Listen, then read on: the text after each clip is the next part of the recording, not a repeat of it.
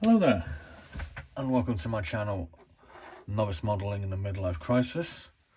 My name's Andy, and this evening I'm going to have a go at building this ENCORE Models Spitfire Mark 1, 1A or 2A, kit number 100A. Now, I did a what's in the box kit review of this today, and basically it's a quick review of basically what's going on in the box of this particular kit. I've actually taken the opportunity to pre-build some of it, because obviously, you know, making a sort of 20-30 minute video of me mucking around building Spitfires probably isn't really to everybody's taste, and you know, I fully appreciate that. I mean, you guys are busy, you've got things to do. I haven't. I'm just going to sit here and build some models. So as it actually says on the box, this is formally released by Hella, and it's actually from a company in Carrollton, Texas. So, we've got the instructions here. We've only really got 5 steps, and as you can see, even without me pre-preparing this, there's not really that many parts to go on it. So, hopefully, I'll be out of your way in, I don't know, 10 minutes. Let's see how far we can go. Now, incidentally, I'm actually making a little bit more effort with this. I've actually, like I say, I've pre-prepared and I've painted some of the smaller parts up in preparation for painting it maybe next week sometime. But I do kind of like this model, because when I bought it, I did actually see these markings on it, and I couldn't place them. I really couldn't. And when I got them, I realised green and red is actually Portugal. So this is kind of like some of the models I'm just using as carcasses, basically, to try and learn to paint. I kind of like the idea of this being, you know, coloured in Portuguese markings, so I'm going to probably try and make it a slightly better effort than I normally do. And obviously you get some standard British markings, and you get some quite nice Australian ones as well. And we can maybe save them for something else. So anyway, let's get on with it. So I've already completed step 1.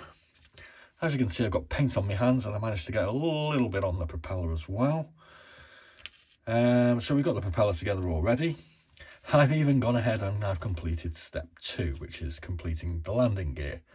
Sorry guys, but you know, I really don't like building landing gears, and I kind of make a bit of a wally of myself when I do it on camera, so I thought I'd save myself the embarrassment and do them before I let you join me. So basically what we're going to do is we're going to put the fuselage together.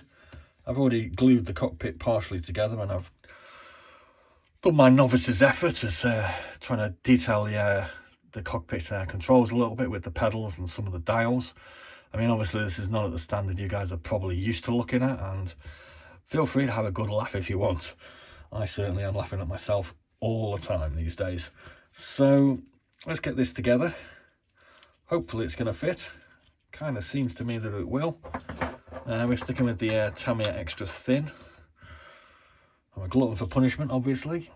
And here we go. We're just going to spread our glue around a bit, and hopefully we'll get it to stick together.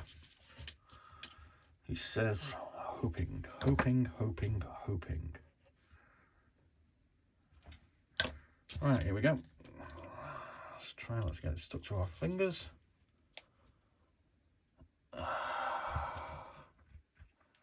And there we have it. See, we've even got a bit of paint on the fuselage already. It's not exactly primer, but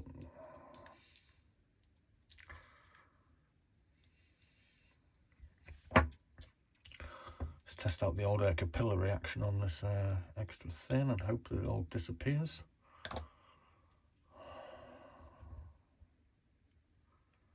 It seems to be holding. Not maybe quite there, so let's stick a bit on the tail. Oh, he's just popped out.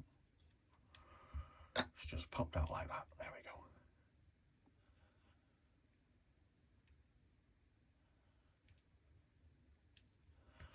go. Let's stick a peg on that for a minute, I think. Yeah, there we go. We'll stick one on the tail as well for good measure. Right. Just check that turn on. Yeah. Right, so we have completed all this. We've put the radio gear, I think that is. We've got the cockpit all ship-shape and Bristol fashion. We're going to have a look at the wings. So I'm going to put the 2 top sections onto the bottom section. As you can see, I've put some cockpit green on the insides to, well, I think that's how they're done, isn't it? Cockpit green on the inside. It's kind of like a sort of a primer sort of thing that they used in sort of the inner surfaces of these planes at the time. There's no detail going on there. I mean, this is it's probably based on a 1970s helikit, so it's not really got any great detail going on. Probably shouldn't have done that all the way around, but never mind. Whoa. You gonna fit together? Come on. Ooh. There we go. I think my Tamiya extra thin's gone off already, as per usual. I'm just not quick enough.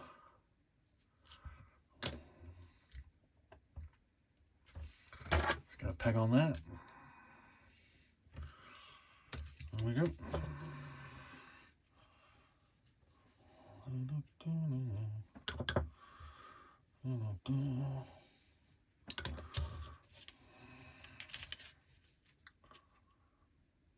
Like I've said on a few previous videos, I am a novice and I have a rather extensive collection of 172 Spitfires, and I am really just sort of putting these together to try and get a bit of practice. I mean, it's mainly, you know, I've got to be honest with you, the painting aspect of these things kind of terrifies me when you look online, and I've got to take my hats off to some of the guys that kind of pro build these things. Some of what they achieve is just amazing, and you know, I've got to be honest with you, if I can achieve something that's, oh god, I'll aim at the moment 10% as good as what they produce, well, you know, I'm pretty chuffed. I'm going to build about 10 or 12 of these Spitfire kits, and next week I'm going to start messing around with my airbrush that I haven't even tried to use yet. So that's going to be a bit of a fun adventure for, well, you and whoever is out there listening to me waffling on. Oh, it's just not sticking together. I might have to go back onto that bloody poly cement. This Tamiya thing just doesn't agree with me. I've actually got some Revel contactor on order. Unfortunately, it hasn't turned up yet. So I'm having to just soldier on, as it were, with what I've kind of got. I think they're okay. So we got the wings together. Let's try and get this fuselage section in place. Kind of seems to be reasonably happy to just jump in there in that gap.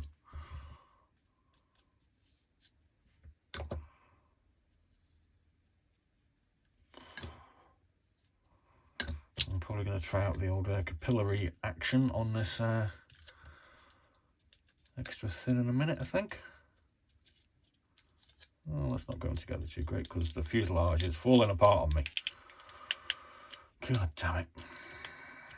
I should have taken up building Lego, obviously.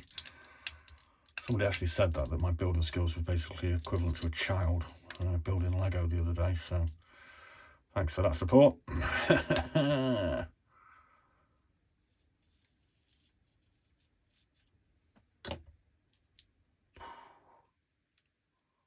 There we go.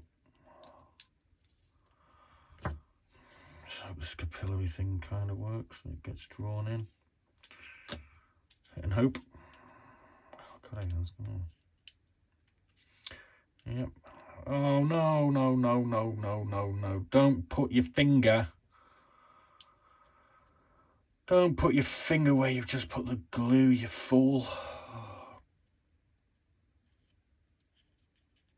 I just really want to swear right now. So instead of swearing, I'm going to have a quick drink.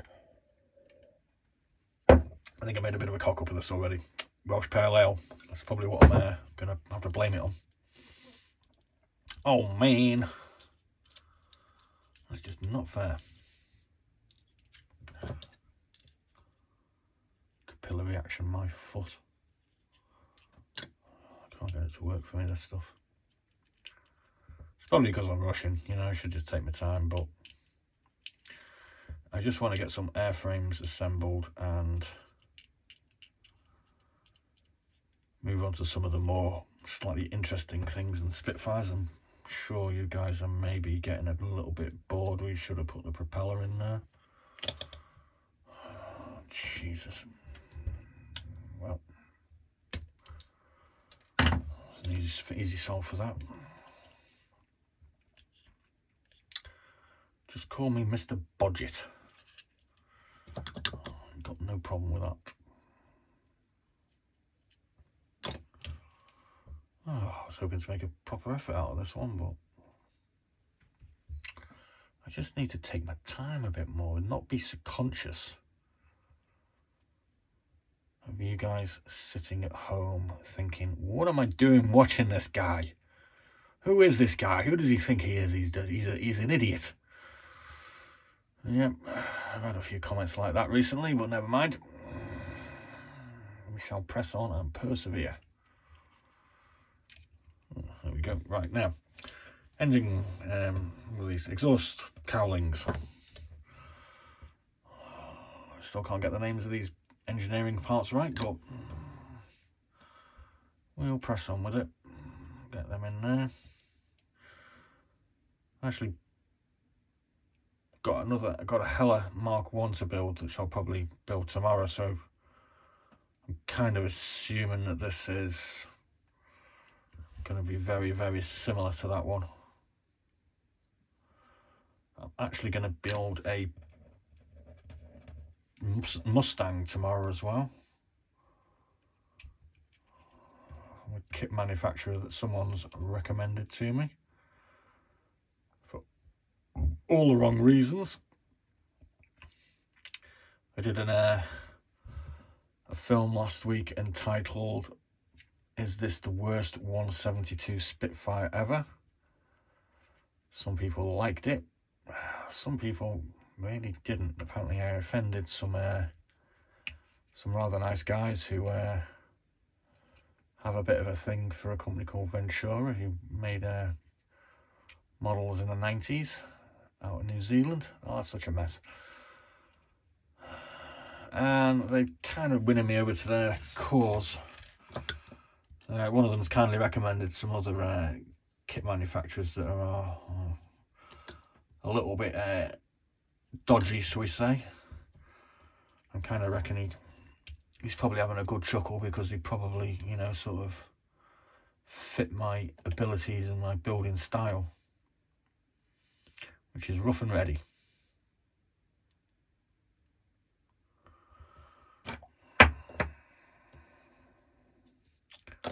Over in a flash. Story of my life. There we go, we've got the tail all complete there. This one actually comes with a pre-molded rear wheel. And we do have a hole for our aerial, but we seem to have misplaced our aerial. So we're going to use the aerial from a different model, because the different model didn't have a hole. Is it going to fit? There we go, and we have a perfect mating of Matchbox and Encore stroke Hella.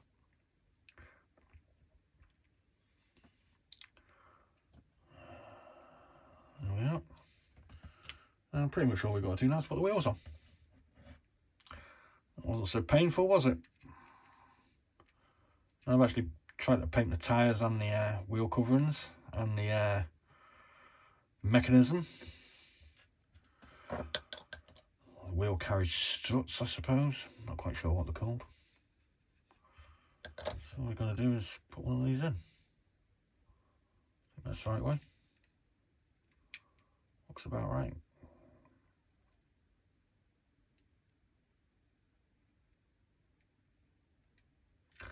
But it's not quite going in. Oh. Tamiya extra thin, you will be the death of me. I think I should probably go and clean this black paint off my finger. It's obviously going to cause me an issue. I'm going to throw together another couple of models tonight.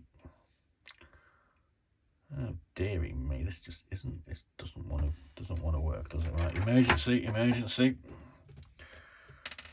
Let's get the old Humbrol poly cement out. Oh, we don't want to do that. Old gloopy glue.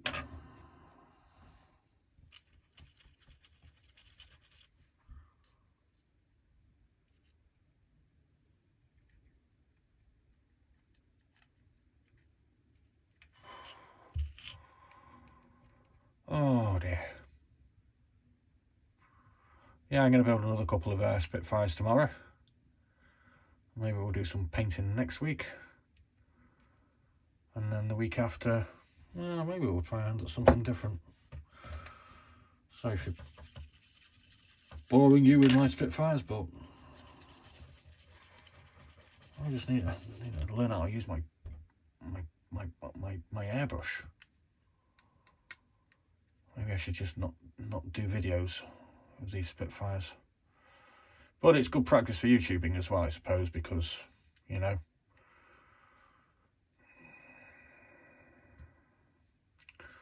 kind of learning a couple of new skills at the same time. The whole YouTubing malarkey and the whole painting malarkey, and trying to get back to this modelling malarkey. There we go. Let's just hold that up. What do you reckon?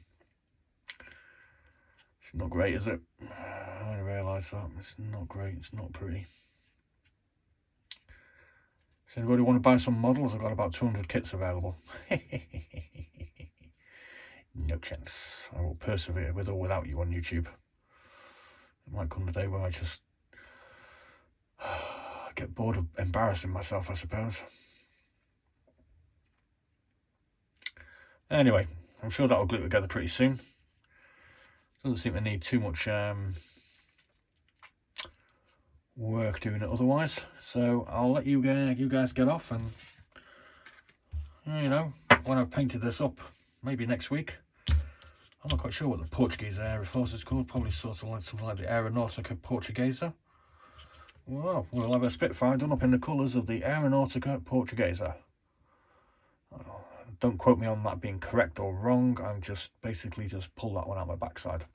Anyway, I'm going to go and have a beer, and I'll see you later, I suppose. Be seeing you.